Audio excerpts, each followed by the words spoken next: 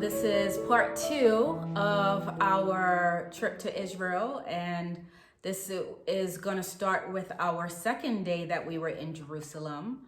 And so when we woke up that morning, I think is when we had decided that we were going to go to where the garden tomb was. I think that was the idea. We were going to start with Jeremiah's grotto and then go to where the garden tomb was and kind of just, work our way around according to the map that we now had. And I should tell you that when we got to that hotel, that I think it was that first morning before we did the tour of the old city, that the owner of the hotel or the manager of the hotel was so shocked that we didn't have a tour guide. So he was trying to, give us some things, like some pointers or things that we should see. So the second day, when we were deciding to tour the outside of the old city, is when we wanted to hit some of the other places. And so we started out by trying to find Jeremiah's grotto. And interestingly enough, we could not find it. It was so weird. We tried to kind of trace back our steps to where we had seen it, when we were making our way to the hotel. And it was the weirdest thing. We got so turned around. It was so weird. So I think what ended up happening as we were walking, then we saw the garden tomb. So we were like, okay, well, at least we can, do the garden tomb. And so when we were walking to where the garden tomb entrance was, there was a guy that was walking out of that entrance. It was like an alley area, and the guy was walking out, and he said, oh, by the way, it's closed. And so we were like, crap. So now here we are. We were, lost for the longest time trying to find where this place was. And now we're trying to do the garden tomb, and, it's closed. And so what we decided to do was go ahead and get lunch. And then we would, when it opened again, I think that he said it opened at what, 2? 2 o'clock. If it was 2 o'clock, that he said it was open again. And so that's when we decided we would, eat lunch and then go over there. And so we had found a hotel. Well, actually it was a hotel restaurant called Jerusalem Hotel. And so we went there, and it has a historical background in and of itself. I think they had some ruins there, some beautiful kind of mosaic and pottery and all kinds of things that were there at the hotel from, ancient times, old Byzantine area. Byzantine, maybe yes, in the Byzantine area, definitely the Roman era as well. And so we were able to have lunch. And when we were there having lunch was when I had spoken to, I think it was the server that kind of gave a little bit of the history. She kind of talked a little bit about the hotel and the history of the family that owns it and all of that. It's an Arabic family, or Palestinian. I don't know, Palestinian or Arabic. I'm not sure which it was. But anyway, it was an establishment that is known. A lot of people go there when they're doing their tours of Israel. And so when I told her that we were trying to see, certain places, she had brought over, I think he was the owner, right? He was the owner of the hotel and the restaurant. And so he literally sat down. First of all, they gave us a map, because I think for the longest time I was using the map from what I had pulled up on my phone. So I was using my phone to kind of do a tour of the old city. But they actually gave us, finally, we found a map. It was the weirdest thing, because when we were in Old Jerusalem, nobody was selling maps. I don't know why nobody was selling any maps. I don't know if it's that because they reserve it for the tour guides. And so because they didn't want people to just go and do it on their own. Maybe they, don't sell them. And so you need to get it from a tour guide. I don't know what it is, but nobody had one. Nobody was selling them when we were in the old city. So it was finally when we were at that hotel that I was able to get a map of Jerusalem and use it to kind of go to somewhere where the key places were that we needed to explore and see. And so after we finished our lunch, and it was delicious. I had a good meal. So I had a good meal. But so once we were able to finish our meal, we then went to where the garden tomb was. And I would say that the first thing that we saw when we got inside was they took us to an area where you're sitting down on these kind of like benches, these benches where it's almost like theater style kind of like benches. And so we sat down on the benches, and there was a guy that was kind of giving an overview of the garden tomb and, you know, what do you expect and see and all of that. And I couldn't help but just look behind him, because behind him was Jeremiah's grotto. And you could see the whole kind of layout of the cave, and it wasn't like a deep cave that you could see inside of, but you could see where the cave was, and you could see that. And the lower part, when I think that was the area where Ron Wyatt had talked about going inside the cave. Trash is just trash all over. And I remember him talking about trash being there when he first was excavating that area with his sons. Right. Well, it was trash there. You saw like shopping carts, and then we even saw an area where they had the concrete. Yeah, where he explained about they closed up the area. Yes. After those 6 supposedly Levites. Yeah. That they went into the area and died. Right. So and he had to help to pull them out. Yeah. So we saw like the area where more than likely he had entered. Now, one thing I want to back up and just say, one of the reasons why Jeremiah's grotto is also important, not only because of what's hidden inside of it, but that is also called Golgatha, or the skull hill, which is Calvary. So that was actually where Jesus was crucified. So there you could see on the top of the hill was where they had the crosses. The crosses, yeah. And so then Jeremiah's grave is like, Jeremiah's grotto was right, you know, on the side of the hill that you can see. And then on the other side, isn't it the other side of it? Is the garden tomb. So literally, Jesus was buried in the same place where he was crucified. Right, in the same area. In the same area where he was crucified. That was where Joseph of Arimathea had, as a rich man, purchased that tomb area that was all carved out so that he could be buried. And that's where he, you know, laid Jesus, his body. And the interesting thing about the grotto and the name of the place, Golgatha, means a skull. The skull. And it actually looks like the form of a head with as a skull. It looks like a skull. So you could literally see why they called it the Hill of the Skull. Yeah. Yes, you could definitely see why they called it that. And so after he kind of gave us an overview of the garden tomb, and so then we walked over to where the garden tomb actually is. And he kind of showed a diagram of how it was separated out into like 3 parts. And so I think what he was saying was where Jesus was laid to rest was on the farthest inner part. And the reason why he said that is because when it describes in the Bible that the disciples had peered in, they bent down and they peered into the tomb, the only area they would have seen was that farthest part inside of the tomb, which would have been where his body was laid.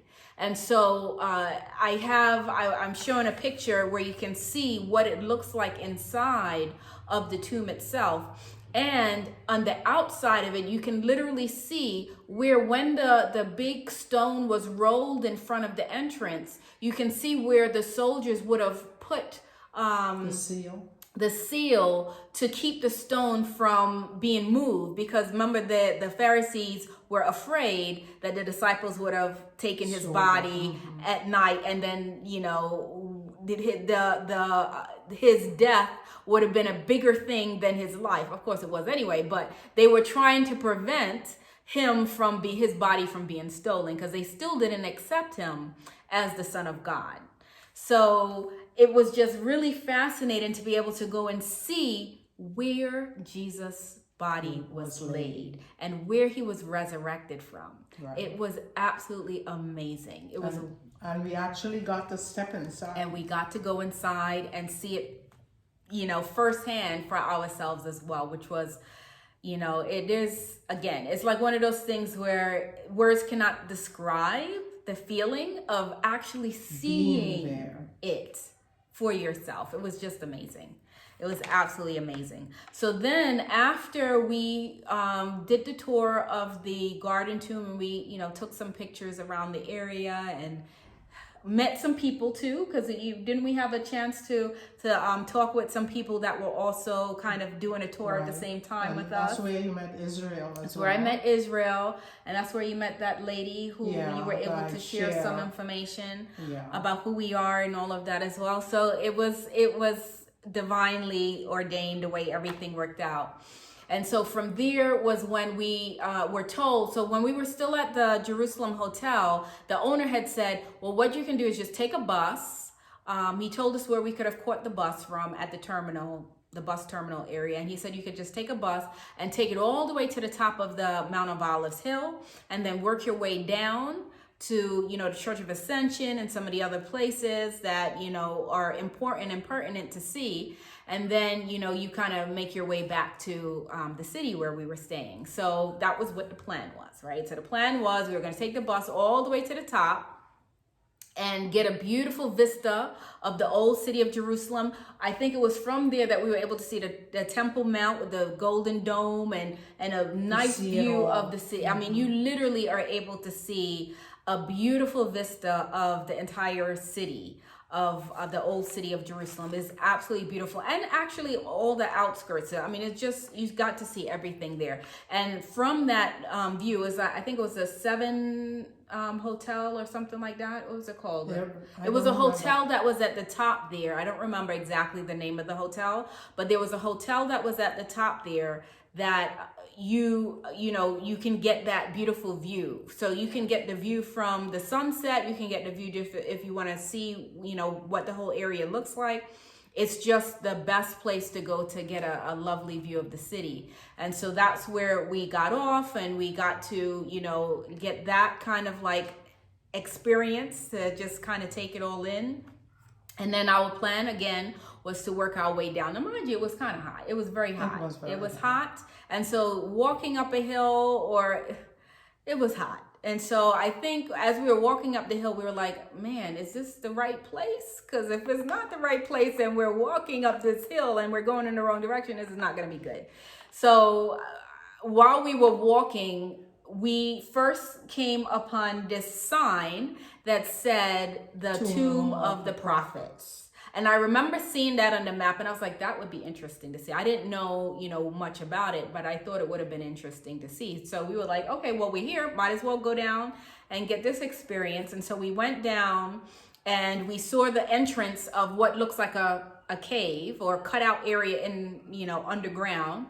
And it was locked. There was a gate in front of it and it was locked. And so I saw a young man that was outside, and he came up and he said, oh, did you guys want to go to the Tomb of the Prophets? And I was like, yeah, but I don't know. It looks like it's locked or whatever. So he said, no. So he went and he called the guy who I guess is the supervisor, the manager of it. Mm-hmm. And so he then came and he gave us this tour of that whole entombed area. I mean, the where the tombs are. And it was amazing. So I want to play this video so that you can hear him as he's describing, the prophets and their disciples that were buried there. It was Malachi, Haggai, and Zechariah. Haggai, Malachi, and Zechariah, and their disciples that were buried there. And it was instrumental in where they were buried, because I think they were saying that, I don't know, was it biblical or was it somewhere in the Bible that they had said that they wanted to be risen from the Mount of Olives. So that would be when the second coming of Jesus here, which is, we feel imminent, when it happens, that they would be resurrected from there. And so it just, the whole thing, as he kind of walked through and he explained the whole layout and what was happening and all of that there, is just amazing. So take a look at the video.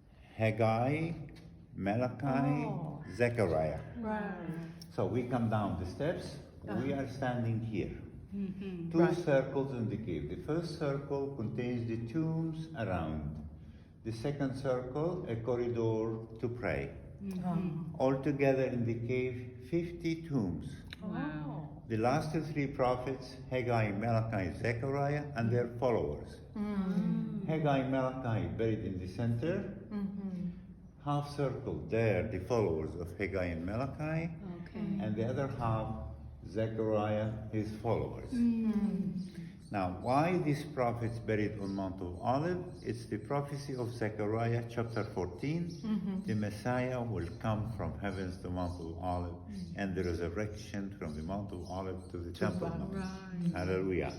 That's why they are buried here, to be the first who's going to be resurrected. Wow. That's why the Jews use the whole Mount of Olives cemetery, because all waiting for the Messiah. Wow. Yeah. Yeah. So let's walk and show you what we talk about. Okay. Please. Ma'am, are you okay? Will take you my hand? Yes, Please. thank you. Please, please. Catch me well. Yeah. All right.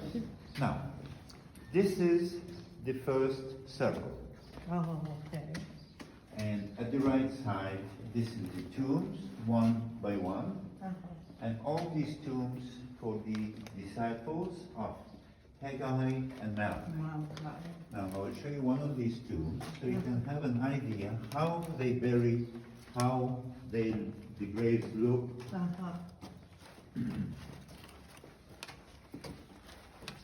Now take a look at this grave here. Now each grave, come closer. Here. Each grave 1 meter deep by 2 meters long. And the graves have a step from the left side and the right side because Muslims, they don't use coffin, wooden box, and Jews. They just wrap the body with the white sheet, lay him down between the two ledges. Then they put flat stones on top and seal it, and it becomes a box into the rock. Then they cover it with the soil level with the floor. That's how they bury. I see. Yeah. Now, this one here is the inner circle for prayer. This one This one. and there. So Both- one circle. both No, sides. that's the big circle with the tombs. Oh, okay. So, what do we mean by prayer? This is on the right side here, a table. And if you look at the top, it's cut like half a chapel. Oh, yeah. So here they bring the dead body, they make the prayer for the body, then they bury him in the tomb, like the funeral service. I see. Yes.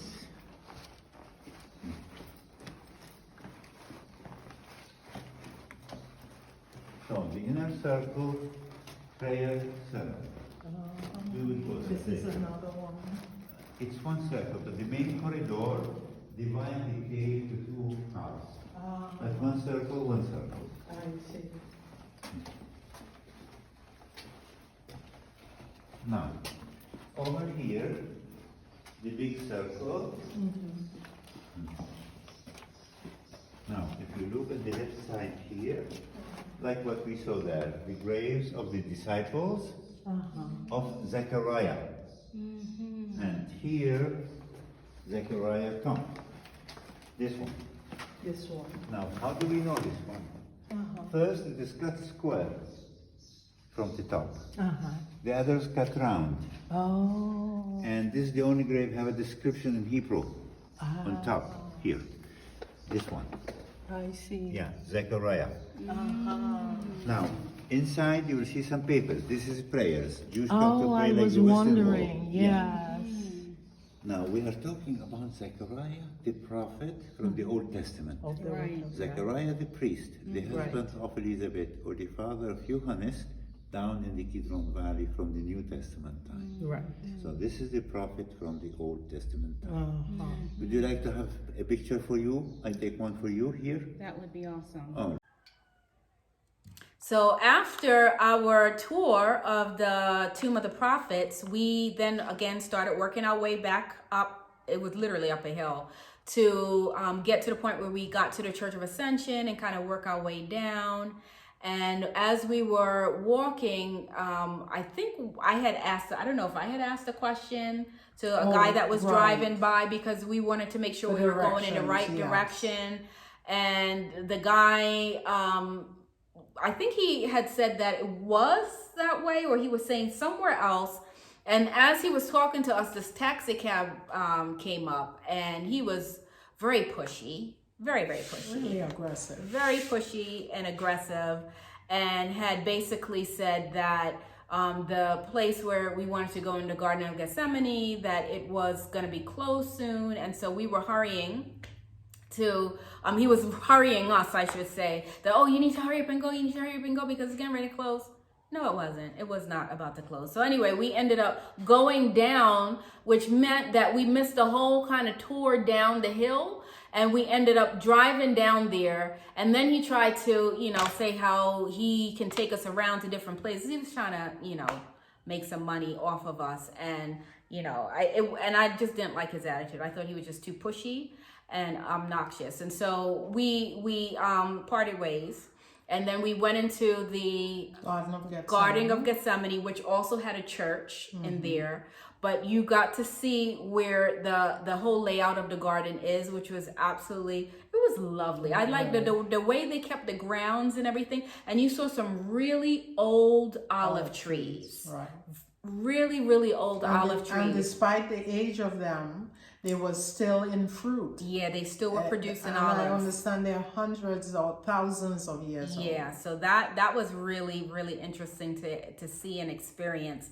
And so, we had a tour of the Garden of Gethsemane, and then right across from where that Garden of Gethsemane was is another garden where they said Judas actually had come with the guards to arrest Jesus. And so we were able to see both of those gardens, like that whole area. If you could just imagine, it's, there wasn't a street in between. It was like all probably one. And so we were able to see that as well. And it was amazing. And it was there that we met Abraham, right? So as we were walking down, and I was still irritated about the experience we just had with the taxi cab driver. And as we were walking, there was a young man, right? I saw a young man come from around where we had left from the Garden of Gethsemane. And because we were so unhappy about being dumped there, the taxi driver, he didn't even take any money. No. Because we were so disappointed. Yes. And he left. And we know that we needed a taxi to get back to where we originally wanted to do the exploration down the hill. And so this young man came up, must have been about 16? Yeah, 15, 16 probably, yeah. And there was another young man with him, and they had a van. And he was asking, anybody wants a taxi? Because I had just said, we need to get a taxi to go back to where we needed to be. And they offered to take us. I was so disgruntled about the whole thing that I wasn't about to be taken again. And I don't know what started the conversation, but I asked him if he was a believer, if he knew and was aware of who Jesus Christ is and about his connection with him. And he shared with me that, oh yes, my father studies, but I said, do you read your Bible and know who he is for yourself? And so when he found out we were from the United States, he wanted to hear more because everybody that we met is interested in coming to the United States for a piece of that pie that everybody talks about. Yeah. So we got into deeper talk, and one thing led to the other, and Keisha began talking with the other young man. Yeah, the older man. And he realized how unhappy and disgruntled we were, so they offered to take us to the pool of Siloam.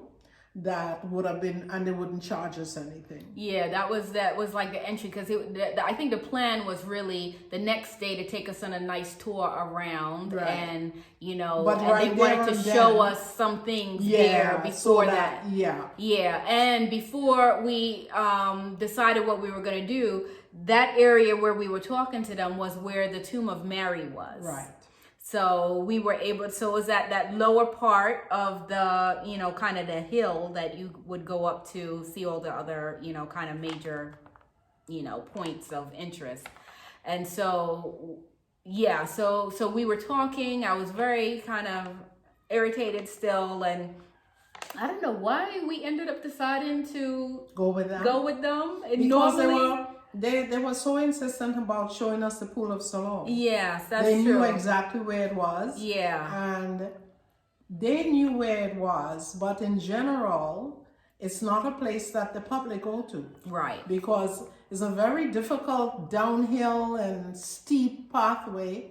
I don't even know how they made it down there without an accident or anything. Cars are parked on either side. Cars are approaching you and there's nowhere to go. And so it was one of the places that the Most High wanted us to see as well and to connect with them, because it kind of repaired the dissatisfaction that we had from that taxi driver.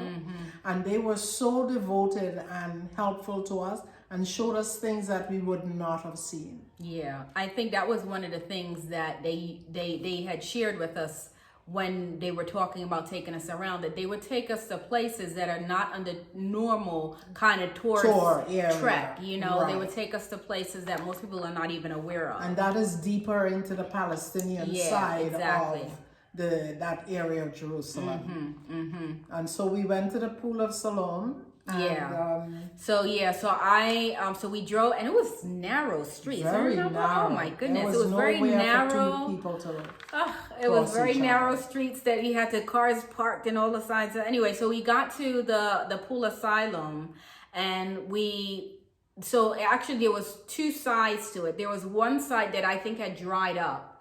And then there was this other side where, you had to go down the steps to where the water was. And it actually was interesting because when you went down, and if you were walking around the corner of it, you could actually see where there is a tunnel that leads right into the old city of Jerusalem. And so that was one of the things that he had shared and showed me, because I was the one that had gone down there. That was really, really interesting. And the pool of Siloam is where Christ healed the blind man. Exactly. So after we had a tour of the pool of Siloam, we then went to where the spring is actually fed, right? So that was when we had gone to the Gihon spring. So actually, when Solomon was anointed king in the spring of Gihon, was what was that? It was found in 1 Kings chapter 1 verses 38 and 39, and that was when Zadok the priest took a horn of oil and anointed Solomon, when as opposed to when it was his brother Adonijah tried to anoint himself as king. So that was how David was able to deal with that. So anyway, so once we were at Gihon, when we were talking to the two young men, and they were basically saying to us that they wanted to invite us to their house to see what a Palestinian house was like, and get the warm hospitality of that Palestinian hospitality, essentially. And so we went to their house. And while we were in that area, they were pointing out other areas that were of point of interest. Like they had showed us where David was in the cave and had looked down and saw where Bathsheba was taking a bath on the roof of her house. So we got to see where that was. We also were able to see where Solomon's concubines, like his wives and his concubines, some of the tombs where they have caves where they were buried. So we saw some of those, and then there were some other kind of like older ruins of the old city that was in that outside area. And I know that they were doing a lot of archaeological digs where they would find different potteries and old lanterns and some of the currency, the coins that they had from, back in that time. And so from there, we were able to go to the house of Abraham. It was Abraham's house. And while we were there, we met his family. They were so wonderful. They were so warm and welcoming. His father sat down and chatted with us. They provided us some tea, I think it was. So we had some tea there.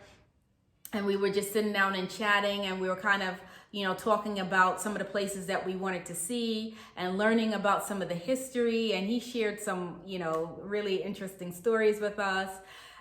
It was just... Come to find out, he was an archaeologist himself. Yes, it was so interesting how things worked out. So again, I would say that, sometimes when you think that things didn't go quite the way you would have wanted or the way you would have expected, it's amazing how God really has turned it and is perfectly in the plan that he had laid out. Because, the whole way that we met the two young men, Asa and Abraham, it wasn't planned. We didn't know that they were going to be able to be the ones really to take us to the different places that were of interest. We had no idea the role that they were going to play, but it's just amazing how God used every person that, we encountered in different places along our journey for a reason. Mm-hmm. So, they took us around. So after we, had tea, then we, went out again and we had a tour of more of the outskirts of the city. We got to see, because, Jerusalem has different,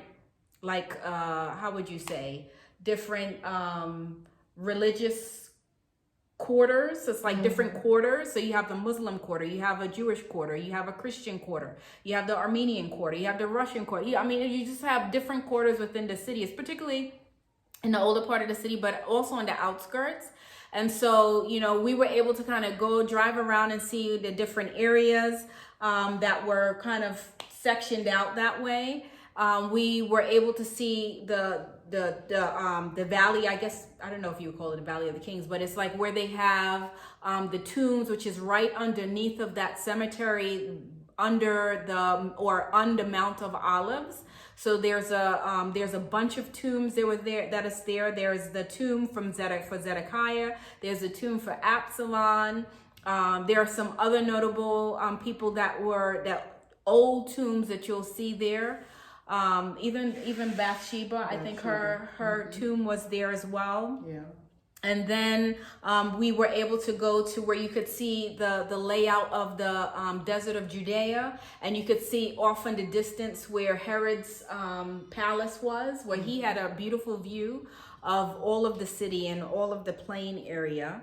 And then what else did we see? Well, much further in the distance, they pointed out where the Dead Sea was. The Dead Sea was, yeah. So we did see that one as well. And then we went back to the Mount of Olives and was able to get a beautiful view and panorama of the sunset on beautiful. The Mount of, so the scenery on the Mount of Olives. It was just beautiful. It was absolutely beautiful. And then after that, after we got a nice, beautiful tour of the city, then because we were hungry, and so they were like, because we were asking initially about a restaurant or something that we could go to that, had decent food. And so that was when I think Abraham Ace was the one. Yeah. So they were like, we'll just go back to Abraham's house. And I think we were like, well, we don't want to, impose or anything like that. But they were like, no, it's not going to be a problem. So they took us back to Abraham's house. Mm-hmm. So they prepared a lovely dish that we could eat, and it was delicious. And then we had an opportunity to talk even more. And so that was when Abraham's father, whose name was Abe, was able to kind of go more in detail about some of the history. And so we had talked about Jordan and, the history of Joshua going, as well as, well, you know what, I'll let him tell it. So I'm gonna play that little excerpt so that you can see it for yourself. And actually, the place where Joshua stood, when I think the place fight when the sun stood in the still. middle, yeah. Right. yeah. Right. I That remember happens that. over Yes. there. You Oh. see? You see? Uh-huh.